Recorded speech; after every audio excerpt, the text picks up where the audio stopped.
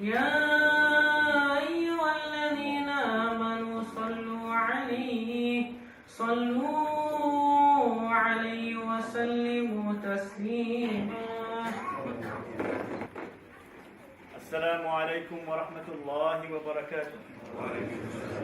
لقد جاءكم رسول من أنفسكم عزيز عليه ما عنتم حريص عليكم بالمؤمنين رؤوف رحيم.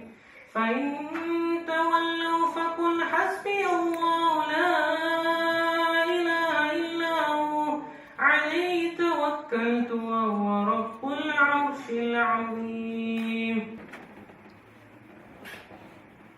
الله أكبر الله أكبر الله أكبر.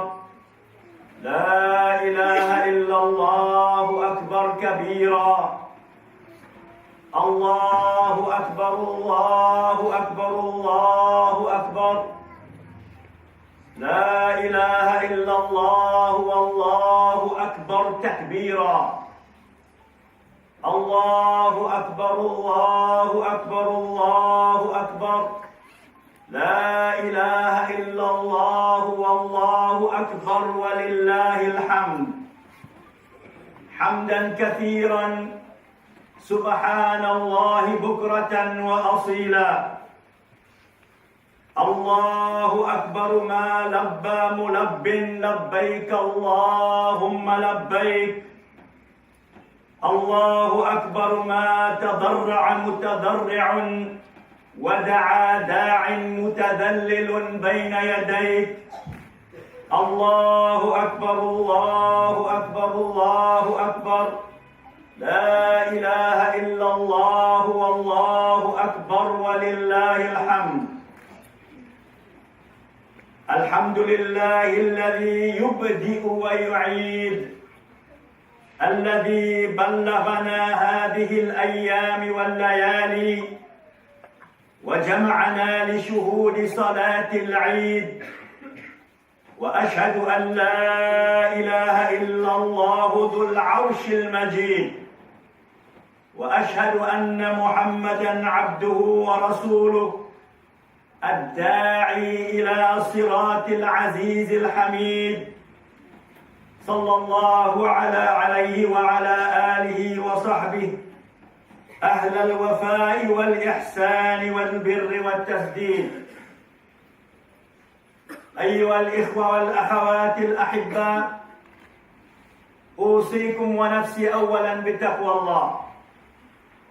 اتقوا الله ما استطعتم، واسمعوا وأطيعوا وأنفقوا خيراً لأنفسكم، ومن يوق شح نفسه فأولئك هم المفلحون.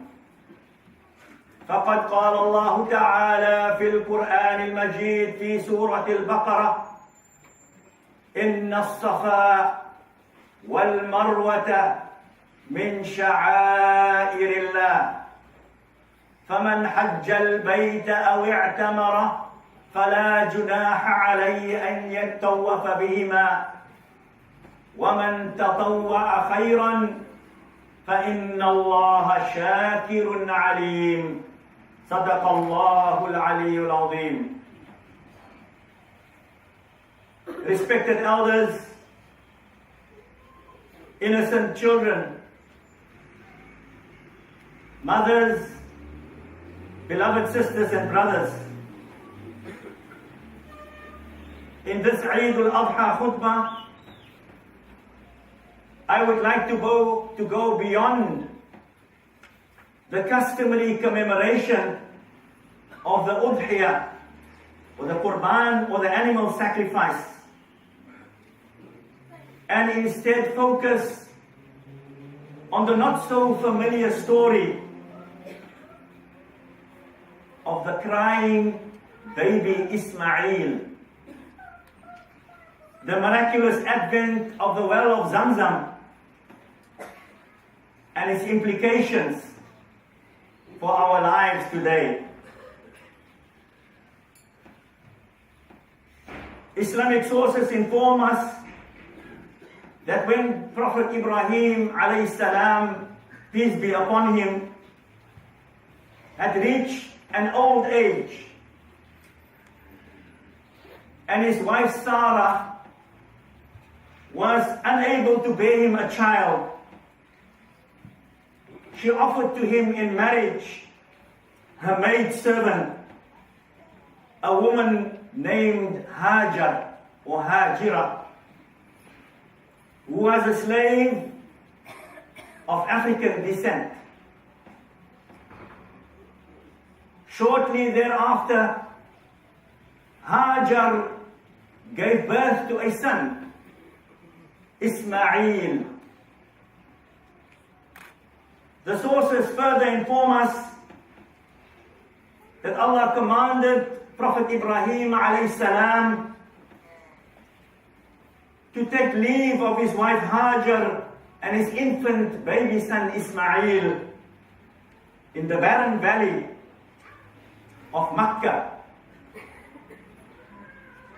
In this barren and desolate environment, Hajar nursed baby Ismail until the milk from her breasts dried up and all their food and drink eventually ran out.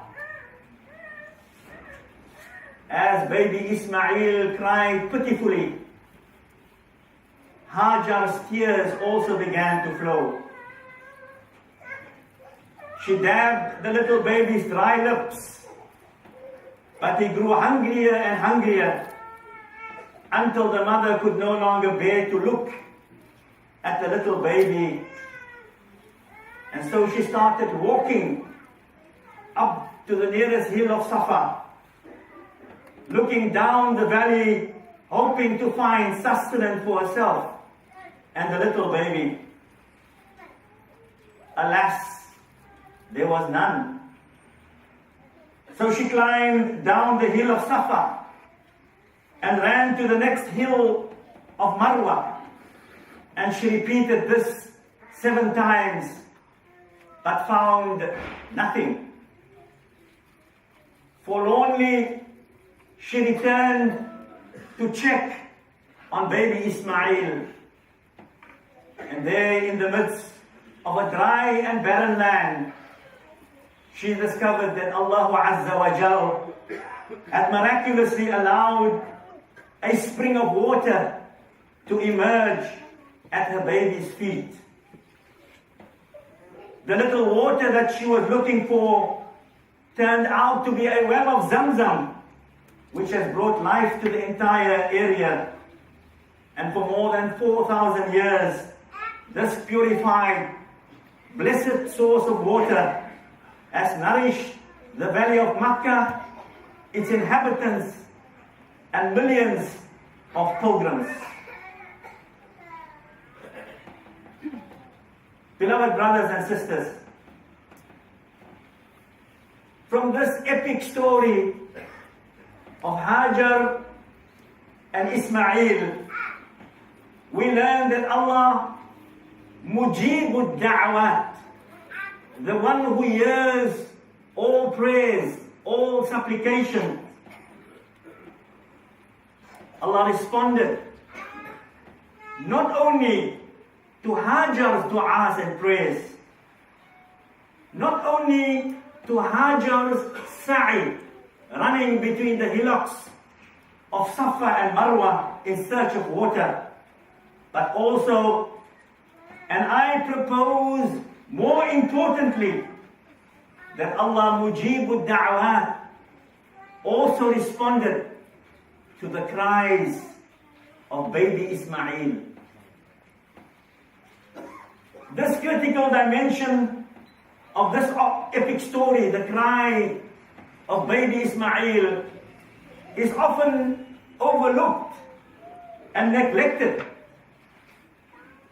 since the crying of a baby, as we hear little children speaking and interrupting, is often viewed as a distraction and an interruption from what we believe to be more important things in life, especially spiritual pursuits. It is no small wonder that in preparing for this khutbah, I found very little research and reflection on the nature and the meaning of the crying of baby Ismail. Notwithstanding what I would like to call a fault line in Muslim scholarship and praxis, the perspective of our Deen al-Islam is different. It is not that of regarding the crying of babies as an interruption of our spiritual endeavors, but rather from the point of view of Islam, the crying of a baby is seen as a barakah, a source of blessing, and it is supported by a number of Islamic teachings. I just want to share with you one such instruction in the following hadith related from the Prophet Muhammad. May Allah's everlasting peace and blessings be upon him. Recorded in the hadith collection, the authentic collection of Imam al-Bukhari, where the Prophet sallallahu alaihi wasallam is reported to have said, "O kama qal, inni la aqumu fi as-salah, uridu an utawwila fiha." I am standing in the ritual prayer, the salah, and my intention is to lengthen my communion with my Rabb, with my Lord. فَأَسْمَعُ بُكَاءَ الصَّبِيِّ, but I hear the cries of a little baby. فَأَتَجَوَّزُ فِي صَلَاتِي كَرَاهِيَةَ أَنْ أَشُقَّ عَلَى أُمِّهِ, and I shorten my salah, not wanting to make things difficult for its mother. What do we learn from this hadith? Even during the performance of one of the most sacred acts, communion with God, the worship, the ritual worship of salah, the Prophet ﷺ did not see the playfulness of children as a distraction, but as a sanctification and a devotion. This is indeed a profound teaching. Look at us, we are struggling with it. When we hear a little baby crying the salah, are we responding? The way our exemplar, the one we say we are following, uswatun hasana, the most beautiful model of conduct, Sayyidina Muhammad sallallahu alayhi wasallam, we are responding in terms of our own hawa, it's a distraction. But this is not what the Prophet sallallahu alayhi wasallam taught us. In difference to the above example of the Prophet sallallahu alayhi wasallam, having shortened his communion with Allah in response to a baby's cries, some Sufi sages have suggested that the crying of a baby is a barakah, a great blessing. And they have counseled us to ruminate and to reflect that during the first 6 months of a baby's cries, they should be considered as dhikrullah, as remembrance of Allah. And during the second 6 months, a baby's cries are sending praises to the Prophet sallallahu alaihi wasallam, making salawat. And during the third 6 months, a baby's cries is a means of seeking forgiveness from Allah for his parents, his mother and father, who are struggling and nurturing him. At this point, I think I'd like to digress from my formal khutbah text, since I would like to share a personal story. Because I'm not sure that parents, more especially mothers who perhaps have brought their little babies along and are anxious about keeping the child quiet, I don't think those mothers are going to be easily convinced about my khutbah today and my message. They may say that the Imam is idealistic, starry-eyed. This is fuzzy advice. So maybe I should offer them this personal story of solace. My parents always reminded me about how much I used to cry as a little baby. My dear mother is here, so you can ask her if Imam is maybe exaggerating. She can verify this. She bore the brunt of my crying. It was difficult for her to interpret it in this positive way. May Allah bless and reward my mother abundantly for sabr, patience and perseverance. It was my excessive crying and many antics as a little baby. My late father was fond of relating this particular story. May Allah grant him a high status in Al-Jannah, inshallah. He used to say that one wintry night, when I was only 5 months old, I cried so much that Amati, my father's older sister, who lived right next door to us, woke up from her sleep. Since the crying sound had traveled right through the wall, separating the two semi-detached houses, Amati, who had no children of her own, responded to my incessant crying. She came out of the house in the cold to see whether she could assist my struggling parents and perhaps help to pacify me. Now, this story would have been wonderful if it had ended there. But my late father went on to tell me that Ammati was not in good health at the time.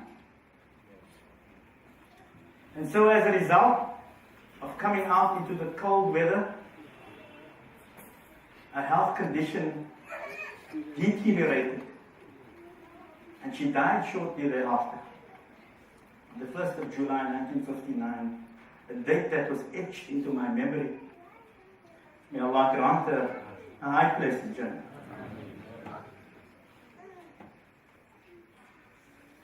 Beloved brothers and sisters, this heartwarming story is a wonderful example of a woman who did not physically give birth,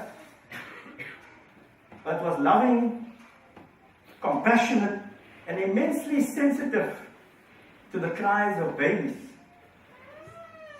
Ammati had such an admirable sense of care for her family, even at the expense of her own health. Hers, and I'm sure you have many stories like that you may be able to share, speak to the many beautiful shades of motherhood and parenthood that are possible. And so I forget most dates, but the 1st of July I cannot forget. Because from a very young age, my father had taken me to the grave to express our gratitude. I fondly yet sadly remembered the story while preparing this khutbah. And so subsequently I visited her grave 2 days ago on Sunday, like my father used to do. And I made a special dua that Allah grant her and all other women who readily respond to the cries of babies, even though they may not be their biological children, a high status in Jannah. Allahumma aghfir lahunna warhamhunna wa sakkinhunna fil Jannah. O Allah, pardon and have mercy on them as they struggled to nurture and cherish us. O Allah, have mercy on their souls and grant these women a high status in Jannah.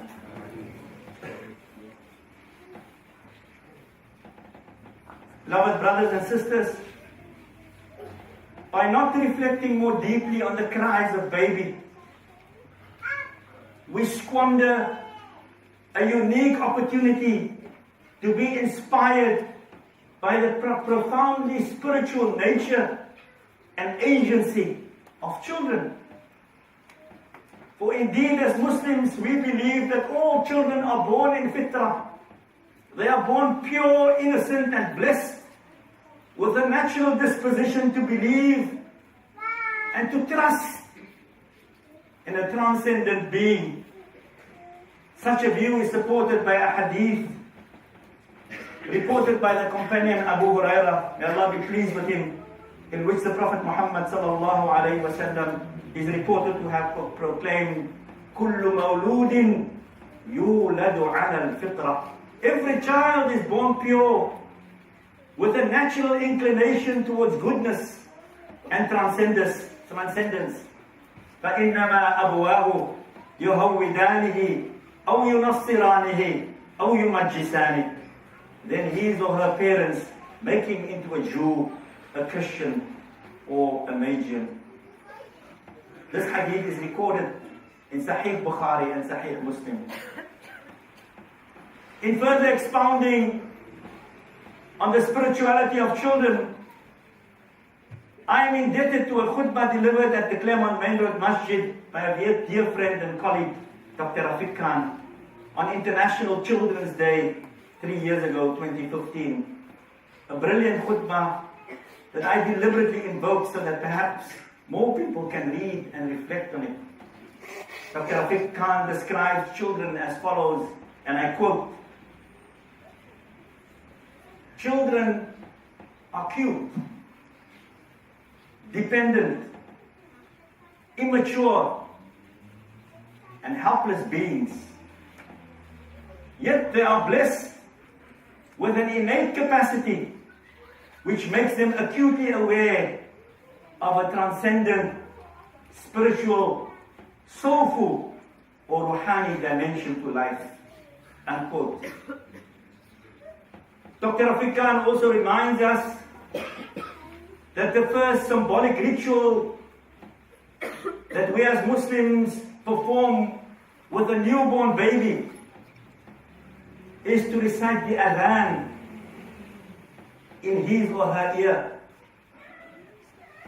The Adhan, or call to prayer, it serves as a platform from which the spirituality of our children can flourish and be nurtured, and ultimately lead them to virtuous and contemplative lives.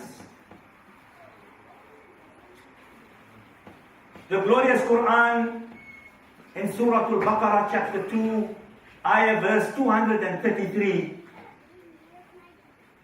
encourages the breastfeeding of a little baby for at least 2 years. And now scientific evidence supports the view that the experiences of the first 2 years of a child's life are critical in shaping their long-term physical and emotional well-being.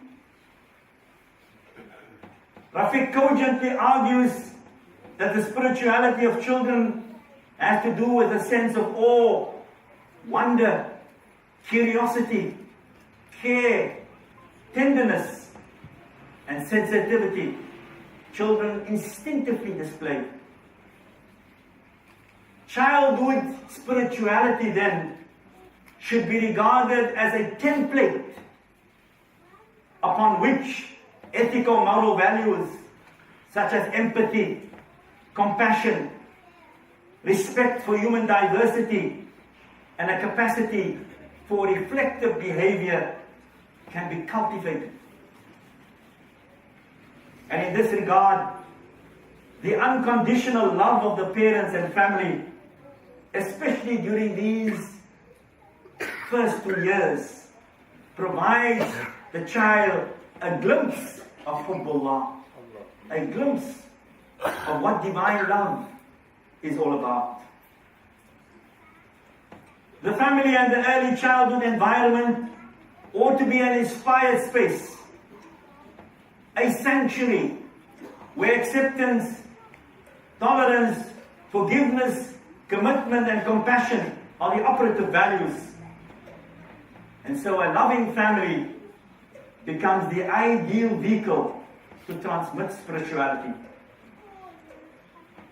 Our inattentiveness to nurturing the spirituality of children in loving family environments is a great lost opportunity.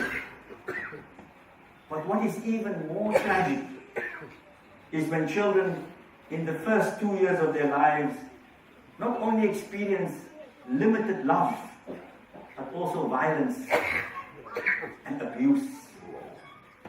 In a recent article in the Daily Maverick, Al-Marie Malik, head of General Pediatrics at Tigerberg Hospital, argues that when very young children are continuously neglected, deprived of caring engagement, and subjected to stressful environments, the brain areas responsible for learning and reasoning are stunted,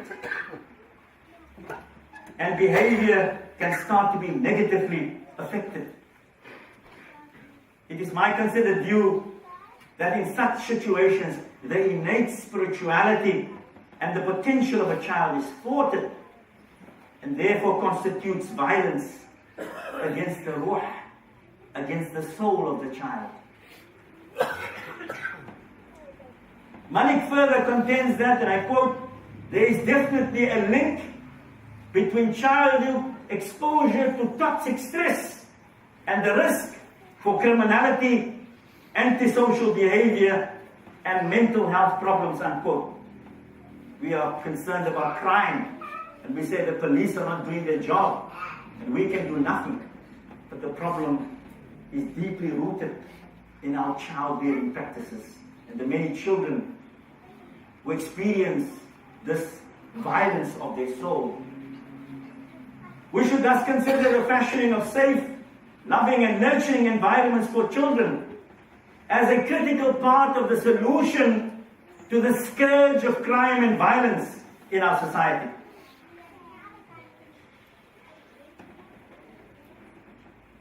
Respected elders, innocent children, mothers, sisters and brothers, returning to the epic narrative of Mother Hajar and little baby Ismail, the lesson is clear. The compassionate response of Allah Azza wa Jal in the form of the miraculous well of Zamzam should not only be interpreted as Allah's response to the dua and the sa'i, the running of Hajar between the hillocks of Safa and Marwa, but also Allah was responding to the cries of baby Ismail, his innate capacity to connect with the transcendent being. Hence, by us being more attentive, more patient and responsive, not only to the crying of little babies, but also to their playfulness, their curiosity, their sensitivities, we not only develop and grow in our own spiritual journeys, but we also nurture the spirituality and development of our children.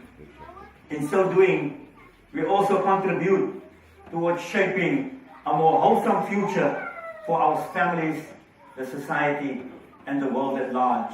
بارك الله لي ولكم في القرآن العظيم ونفعني وإياكم بما فيه من الآيات والذكر الحكيم وتقبل مني ومنكم تلاوته إنه هو السميع العليم. أقول قولي هذا وأستغفر الله العظيم لي ولكم ولسائر المسلمين والمسلمات والمؤمنين والمؤمنات فاستغفروه فيا فوز المستغفرين ويا نجاة التائبين.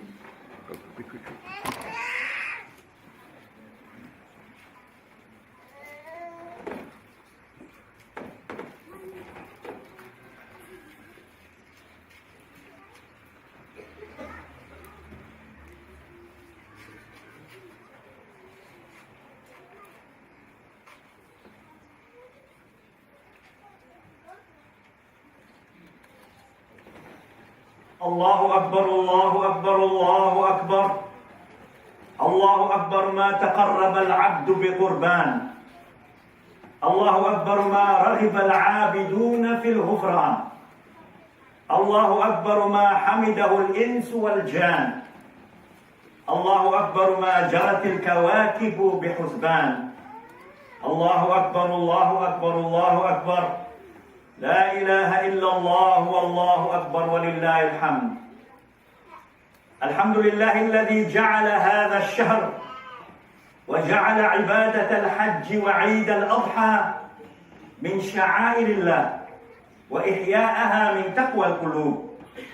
وأشهد أن لا إله إلا الله وحده لا شريك له وأشهد أن محمدا عبده ورسوله المبعوث رحمة للعالمين. اللهم صل وسلم على محمد وعلى آل محمد وأصحابه وبارك وسلم.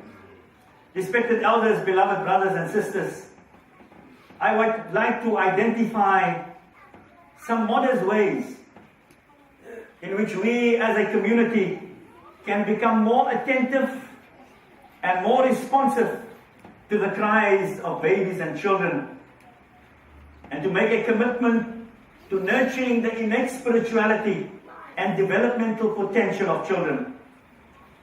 First and foremost, we should persevere and build on our modest attempts at making the Claremont Main Road Masjid a safe and a friendly space for babies and children.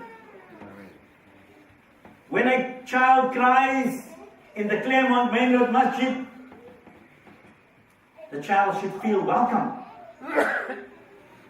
not be confronted with stares to shut up. When a child cries in the masjid, it is easy to assume that it takes away from our peaceful experience.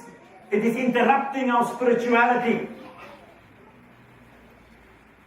But we may find that these distractions of children can change our experiences for the better and help us to have a greater spiritual experience and a greater experience of Allah.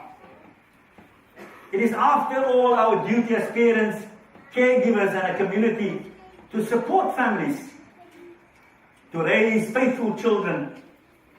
And this means creating a welcoming, a child-friendly masjid space to support their spiritual growth. We therefore need to change our attitude from stares, sighs, and shoulder shrugs that show exasperation to one that is more positive and understanding. And I know it's going to take a long while, even with myself. And so perhaps we should ponder the insightful notice that was displayed in some masajid, not too many, during the Ottoman times, that read as follows, and I quote, "If you do not hear the sound of children playing in the back of your masjid while you are praying and making salah, then your masjid has a very dim future ahead of it," unquote. I would propose we follow this example and put this signage up somewhere in the masjid. This may help to remind ourselves and others attending the masjid to develop greater sabr, patience and attentiveness to babies and children who patronize our masjid. We can also start by extending the inspirational Ramadan children's activities we have organized at the masjid for the last 2 years, that it runs throughout the year. Maybe a monthly storytelling sessions at the masjid, inshallah, this could grow into a vibrant and spiritually uplifting program. Second, we should try to revisit and revitalize our collaboration with an inspiring initiative called Embrace. The aim of Embrace is to connect vulnerable pregnant women, parents and caregivers of babies and toddlers, to volunteers who are willing to walk the journey alongside them during the first 1,000 days of their child's life. The Omar thing is challenging my khutbah. You are welcome there. It's not a distraction. In fact, it gives me a time to allow my audience to refocus because I'm going on for a long time. Last but not least, the Claremont Main Road Masjid to strengthen our relationship with the Imam Abdullah Harun Education Trust. Not merely because of the name of this trust, but because this trust has a very unique and pioneering focus. And I'd like you to go and look at it. Their special niche and focus is early childhood development centers. And they have provided immense scholarships in this area. You know, we have fees must fall at university level. The Imam Harun Trust is starting right at the grassroots. You go and look at it. Now these three proposals are not exhaustive, but they are intended to assist us with becoming more attentive and responsive to the cries of babies and children. And I welcome and invite you to add to this. I'm sure the list can grow. In conclusion, parenting and nurturing children is undoubtedly the most important responsibility a human being will bear during their lifetime. You know, we get trained to be a doctor, to be anything you get trained, but you never get trained to be a parent. Just think about it, and this is the most important responsibility, and you only get one chance. May Allah subhanahu wa ta'ala have mercy on us as we stumbled and struggled with our children. And if we see they have grown up, then perhaps Allah has been graceful to us. May Allah subhanahu wa ta'ala, those who come behind us, and I can see that the next generation, even among my own children, when I look at them and how they care for their kids, I think I was a bad father. Alhamdulillah, it seems they are growing. They are changing diapers. And so may Allah subhanahu wa ta'ala, this we often say, we didn't have diapers here, we had those old nappies that were washed out. That was even more difficult. But this is a good sign. Our children are doing better, and may their children even do better in this, one of the most important responsibilities that can give us salvation in the year after. You know, all the things that we do, what can acquire us Jannah when we leave behind waladun salih, pious children, yada'u lahu, who makes dua and prays for us. I urge you, you know, today is a good day, not many people are having Eid al-Adha. The maqbaras are empty. Isn't it? It's a great thing. Use this opportunity, this fursa sa'ida. Go and pray for our parents, how they struggled under very difficult, poverty-stricken environments, and reared us that we are sitting in the masjid. The fact that we are there means they have done a good job. Alhamdulillah. They nurtured us with Islam. May Allah subhanahu wa ta'ala grant them Jannatul Firdaus, inshallah. Please join me in a special dua for our children on this great day of Eid al-Adha. Ya Rabb, Ya Arhamar Rahimin. Oh Allah, we thank you for the precious blessing of babies, and for your care of our children, families, and all key caregivers. Oh Allah, you know it more than we. Raising children is a challenging task. We turn to you for guidance. Ya Sabur, oh Allah, the patient and generous, help us to better understand and to respond to our babies' cries. Help us to be patient and loving towards babies and all children. And help us most of all, oh Allah, to raise them in a manner that is pleasing to you. Oh Allah, bless all of us, especially our congregation. Bless us with rahmah, with compassion, with understanding, and a generous and caring spirit towards babies and children and their caregivers. Oh Allah, Help us to be like Mother Hajar, to trust in you in the severest of moments, and yet to have hope despite everything that she was facing.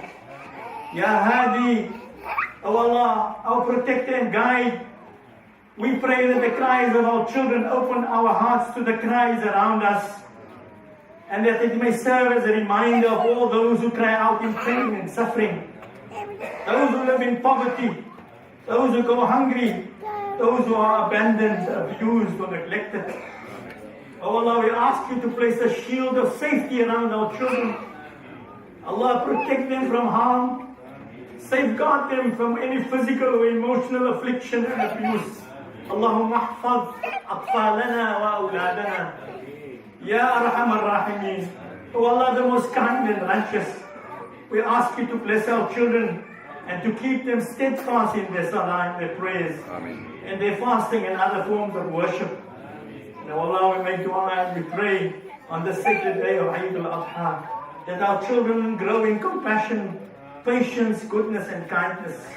ربنا هب لنا من أزواجنا وذرياتنا قرة أعين واجعلنا للمتقين إماما. So Allah, on this great day of Eid al-Adha, while we are celebrating the conclusion of the Hajj, I call on you, O Allah, to grant us spouses, and most of all children, who will be a joy and a comfort to our eyes, and make us to be foremost among those who are conscious of you.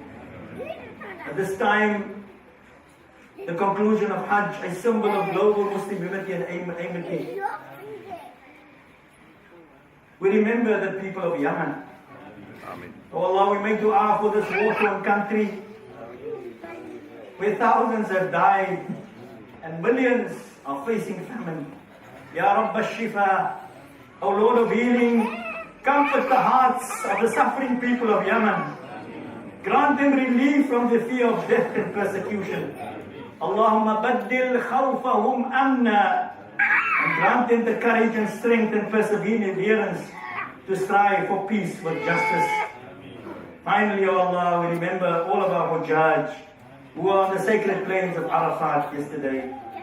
O Allah, grant them a divinely accepted Hajj and forgiveness of their sins.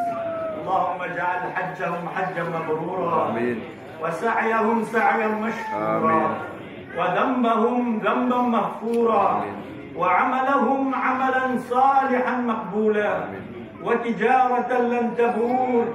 يا نور النور يا عالم ما في الصدور أخرجنا يا الله وأخرجهم من الظلمات إلى النور برحمتك يا أرحم الراحمين. اللهم اغفر للمسلمين والمسلمات والمؤمنين والمؤمنات الأحياء منهم والأموات إنك قريب مجيب الدعوات ويا غافر الذنوب والخطيئات يا أرحم الراحمين. ربنا آتنا في الدنيا حسنة وفي الآخرة حسنة وقنا عذاب النار وأدخلنا الجنة مع الأبرار يا عزيز يا غفار يا رب العالمين. عباد الله، أعوذ بالله من الشيطان الرجيم. بسم الله الرحمن الرحيم. إن الله يأمر بالعدل والإحسان وإيتاء ذي القربى وينهى عن الفحشاء والمنكر والبغي يعظكم لعلكم تذكرون. فاذكروا الله العظيم يذكركم واشكروه على نعمه يزدكم واسألوه من فضله يعطكم ولذكر الله أكبر والله يعلم ما تصنعون. الله أكبر الله أكبر الله أكبر. لا إله إلا الله والله أكبر الله أكبر ولله. On behalf of the board the governors, I wish you all Eid Sa'id Mubarak. May you have a happy and blessed Eid. كل عام وأنتم بخير مع السلامة والصحة. May your entire year be filled with goodness, peace, and good health, inshallah.